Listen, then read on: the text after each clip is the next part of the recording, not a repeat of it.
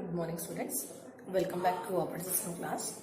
Today here I am going to explain the third unit of your syllabus, introduction of memory. Okay, so what is the memory? What is the use of the memory? Functions of the memory. Okay, and how your operating system is related to your memory. Okay, everything we'll discuss now. So the third unit, the first one will discuss about the introduction to memory.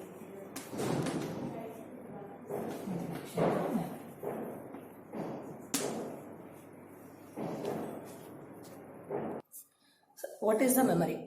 When you're storing any information inside the system, where that information will be stored inside the memory. Okay, so whenever you're retrieving any information, that should be retrieved from your memory. So the memory is playing a vital role when you're storing information inside the system and when you are retrieving information from the system. And already in the first year we discussed about what is the memory, types of the memory, what is the main memory and what is the secondary memory, what is the cache memory, everything we'll discuss. But in the third year, in this semester, we'll discuss about the topic, means discuss about the OS, how it is related to your memory, what is the functionalities of operating system related to your memory concept. Means what is the role of the operating system? When you are storing, then what operating system will do? When you are retrieving information, the operating system, what it will do? And how it is providing security for your information in the secondary storage devices, in the first primary storage devices. That we'll discuss with. Okay. So, in the memory, actually memory is a large block like this. And the total memory is divided into small blocks, small parts. And each and every part is called as a cell. Okay, so this is a cell, this is a cell. And each and every cell is identified with the unique address. Each and every cell is identified with unique address. Okay, so it is similar to your house number. Each and every block is identified with the unique address. Understood? So, whatever information you are storing, that will be stored inside the cells. And the OS keeps tracks of the memory addresses of the cells where you store the information. Where you save your files, it will keep tracks of all the memory addresses. Okay, you understood how OS is related to your storage, your file storage, when you are storing an information, when you are storing any file inside the system, then what this operating system will do? It will note down all the memory addresses. Means it will keep tracks of all the memory addresses of the cells where you have stored the information. And when you are trying to read the file, then what it will do? Just it will go to that memory location and it will open that file. Understood? How it is nothing but it is a relationship between your OS and your storage. How the OS is knowing about your files and how it is transferred. And the next, the main and important function of an operating system is here memory management. Memory management. Okay. Memory management means, example, this is your CPU. What is the role of the CPU? It will execute your instruction, whatever instruction you are executing and whatever task you are performing, that is performed by the CPU. And directly your primary memory and registers. Both are located on the processor. Okay, both are located in the processor. Understood? So whatever information is there in the primary memory and whatever information is there in the registers, okay, whatever information is available in both the storage devices, directly the CPU can access. And the CPU is designed to access the data available in a primary memory and in the registers. Means the CPU can access only the information available in a primary memory and your registers. And that is why these two storage devices, storage locations are called as a direct access and general purpose storage locations. Okay, general purpose. Direct access means the CPU can access information directly. Okay, whatever information is there in the primary memory and the registers, CPU can directly access. Means the CPU can access only the information available in a primary memory and the registers. So whatever information you want to execute, and wherever that information may be, that should be transferred from its source to the primary memory, the registers. Understood? And the main role of the operating system is, example, this here the size of the primary memory and the register is very limited. Means example, as you can see in your mobile, RAM size is only the 8 GB, 4 GB. Whereas if you take the SD card, the size is 16 GB, 32 GB. And when you come to the system, RAM maybe 5 GB, 6 GB, whatever, the size is very limited. And the cost of that device is very, it means it's more compared to your second storage devices, as they are fastest storage devices, but the cost of that devices is more compared to the second storage devices. Okay, so here example, we have a second storage devices. This is a secondary storage device. So actually, whatever information you are storing, maximum that information will be stored in a second storage devices. As I already said, whatever information the CPU want to execute, that should be inside a primary memory or registers. Then only the CPU can access that information. But where is your information? In the second storage. So if you want to execute, any file, if you want to open any file, where that file should be, either in a primary memory or in a register. So that file should be transferred from your secondary storage devices to the primary. Next, the CPU will execute that file from the primary. So this swapping is done by the OS. So that is why the operating system is playing a major role. Okay, it is playing a major role to transfer files between your primary memory and the secondary memory. Why it is transferring the files? Why? Because here the CPU can execute the files from the primary memory, but where actually your files are in the secondary memory. So that should be transferred from your secondary memory to the primary memory in order to execute. Understood? So here the OS, operating system, is playing a major role to swap the files between your primary memory and the secondary memory. So here OS. So in order to swap the files between your primary memory and the secondary memory, the OS should know the memory locations of the files. Then only it can transfer files from your secondary memory to the primary memory. So that is why whenever you are saving any file, the operating system keeps tracks of all the memory locations where the actual files are stored. Understood? Now you understood the role of the operating system. The operating system is playing a major role to transfer files between your primary memory and the secondary memory. Why it is transferring files from your secondary memory to the primary memory?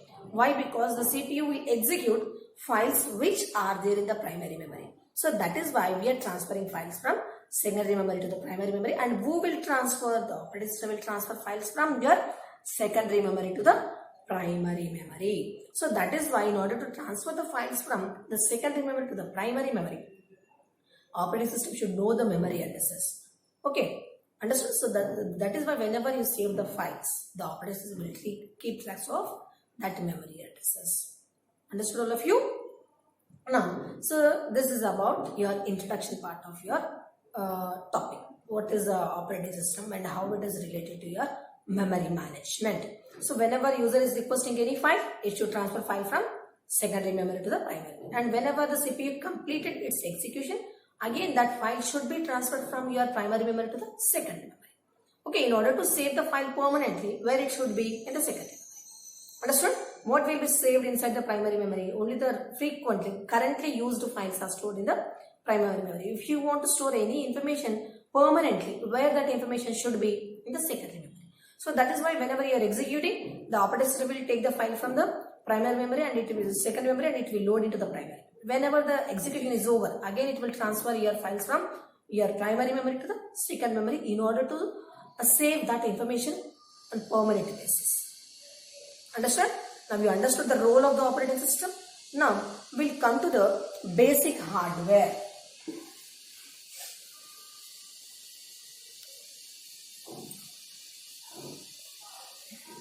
Basic hardware.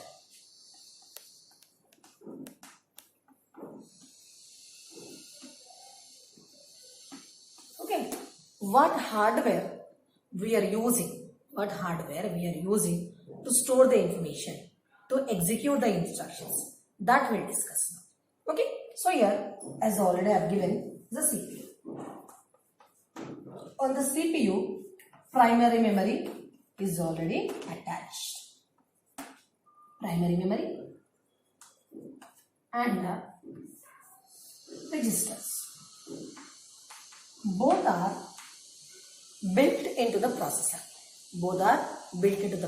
Means the CPU can directly access the information which are there in a primary memory and in a secondary memory. So that is why these two storage locations are called as the direct memory access storage.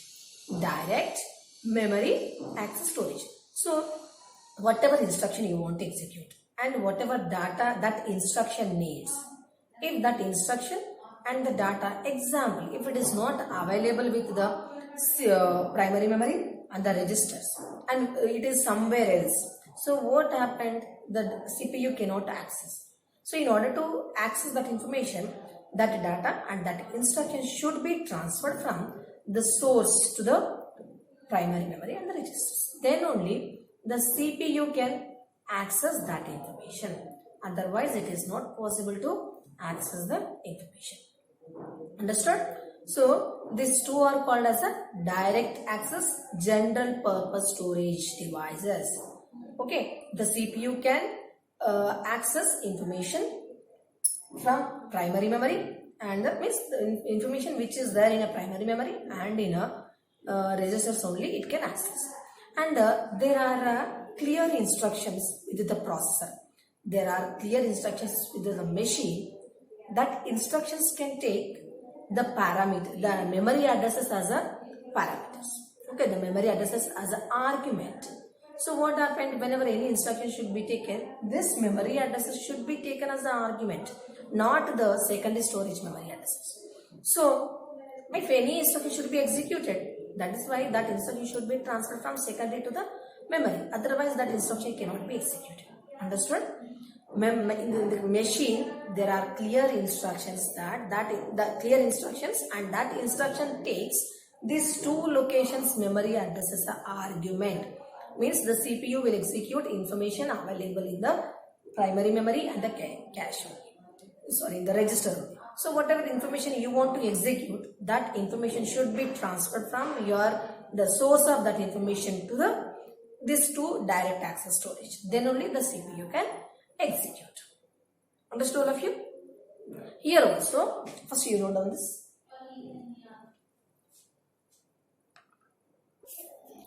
Now, when come to the access speed,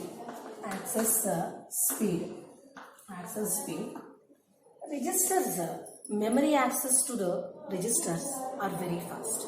Means the CPU can access the information which is there in the registers in one clock tick. Means with a fraction of seconds, whatever information is there in the registers, that can be accessed. Okay, understood?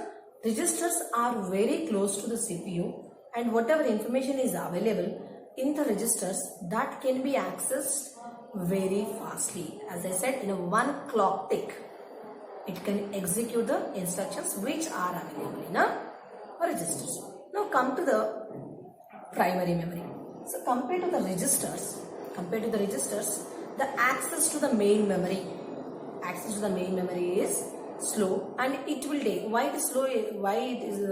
The access is slow is it is based on the transaction. It is based on the memory bus. So that is why access to that memory is very slow. Understood? So here, when comparatively registers and primary, which one is fast? Registers are fast.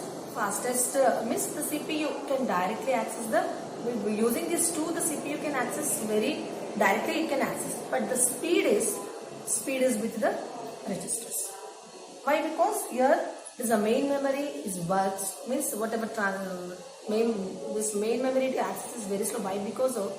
Because It is work based on the transaction. It works based on the memory bus. Understood? And here one more memory is there that is connected to your CPU, that is called as the cache.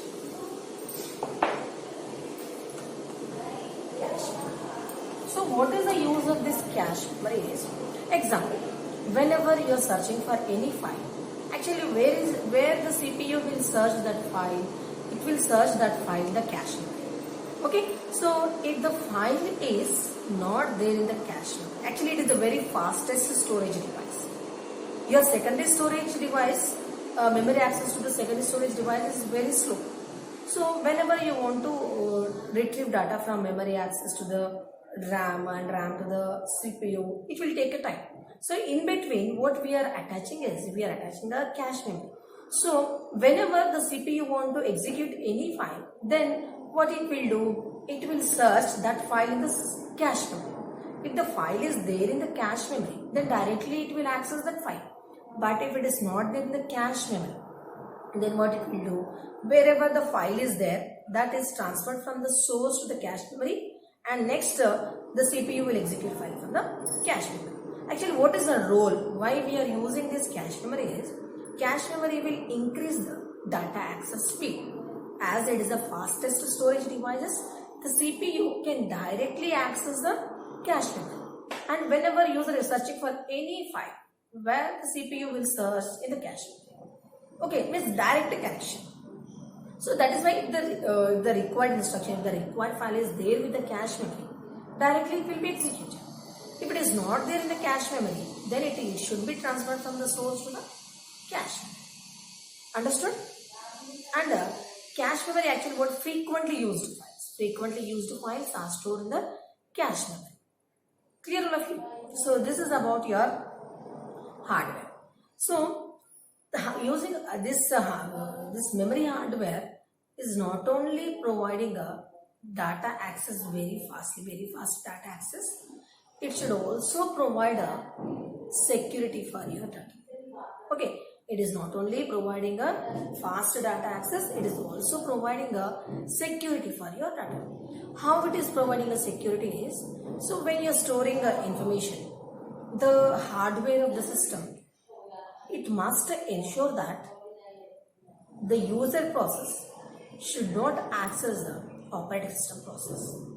Okay, and this complete security is provided by the basic hardware only. The hardware will only provide the security for your system data. System data means your operating system data. Understood? Means it is not providing direct access to the it is not providing a access of operating system files to the user. So that is why what it is doing is, it is separating user process from a operating system process. Understood? Because it is very important in a multi-programming environment also. In a multi-programming environment, one user process should be protected from another user process. So that is why separate locations are given to each and every user process, so that the user process can access in a given area only. It cannot move to the another process. Understood? How the basic hardware is providing security for your system files which the user process is, it is providing separate memory locations for each and every user process. It is very important in a multi-programming environment where the processes are working together concurrently. If they are executing, if they are performing any task, it is very important to provide security for each and every user process. So how the security is provided by the hardware devices is, the hardware devices provides separate space for each and every user process, and the starting address of the space and ending, it will give the range. So in that range only the process can move. If the process is moving out of that range, then we will get the fatal error. Okay, so if the user process is trying to operate a operating system file or any other user process, then fatal error message will get. The user process cannot access the operating system files, and that function is who will do that duty, the basic hardware will do. And how it is doing? It is giving a separate memory space for each and every address. That is called as a legal address. That is called as a legal address for each and every process. And the legal address is provided with two registers. The legal address is provided with two registers. First one is base register. Base register. And the second one is a length. Length is also called as the limit. Example, here this is a memory. Okay, here example 2 or 3 process, 4, 5 processes are running. Process 1, process 2, process 3, process 4, process 5. Example, how many processes we have? 5 processes. Example, here it is starting at 1000. The memory address of this first one is 1000. And the second, and this range is 50. So at the end, here the length, the limit is here 1050. Means here the 50 bytes. Example 50 bytes for 50. So in this limit only, this process can execute its instruction. If the process is trying beyond this limit, then you will get an error. Understand? So with the two registers, one is a base register and then with the limit register, length, you can give the security. Means you security for your process. Means the process can move between that limit only. If it is trying to move out of that limit, then we will get an error. Understood all of you? So this is about your basic hardware, how it is providing a security for your process, and security is needed when more than one process is working together. Understood all of you? As already I have explained, the process can move between base register and limit register range. Means example, if the base register size is 1000 and the limit is 550 and the range is 1050, means a process can move between 1000 to 1050. Means in this area only the process can move. If the process is trying to move after this 1050 memory addresses, it will generate an error. Okay, so this is about the base register and the limit register. And memories, whatever memory is there, for that memory, protection is provided by accomplishing CPU hardware. Okay, CPU hardware provides a protection to the memory. So how it will provide? Example, whatever programs the user created, that will be saved inside the user process mode in the user place. So when the user programs, the memory is generated, that memory is compared with the registers. Okay, so if it is compared, if it is less than the CPU, then that can move. But if it is greater than the CPU, it will generate an error. Here you can see CPU, the base addresses of the user process. Next, base addresses, it is compared with CPU. Okay, so if this condition is true, then base plus limit means in this area only the process can execute. But if it is false, then what happened? Trap to operating system, a fatal error will be generated. Fatal error means that the user process won't get the permission to use that area. Understood? So here, whenever the memory is generated for the user process, always CPU hardware compares the user process memory with the CPU registers. Okay, so if it is trying to access the register's memory, then it is a trap to operating system, fatal error will be generated. And whatever limit register and base register is that is loaded by the operating system, which uses special instructions to load that registers inside the memory. And all the special instructions are executed inside the kernel mode, and kernel mode in operating system always executes in a kernel mode. So whatever registers, base register and limit register, both registers are loaded by the operating system only, and the operating system will change the registers, memory address, user memory process, user process memory is changed by the operating system only, but it won't give the permission to the user to change the memory addresses. Okay, understood? So here only there are two registers. One is a base register and the second one is a limit register. So means any user process is there, that user process can move between base register and the limit register. Okay, so that is nothing but that is a legal address. Okay, so if the user process moves out of this range, means it is called as a trap to operating system, means it is trying to access other operating system files or any other user files. So when this process is trying to use that files, internally the fatal error will be generated. Okay, and next these two registers are loaded by the operating system only, because to load these two registers we need a special instructions, and always the special instructions are executed in a kernel board, and that will be executed by the operating system only. So this base register and limit register, these instructions are that memory addresses are changed by the operating system only, and it won't give the permission to the user to change that address. So this is about only the introduction part of your CPU hardware. In the next class, we'll discuss about the memory binding. Thank you.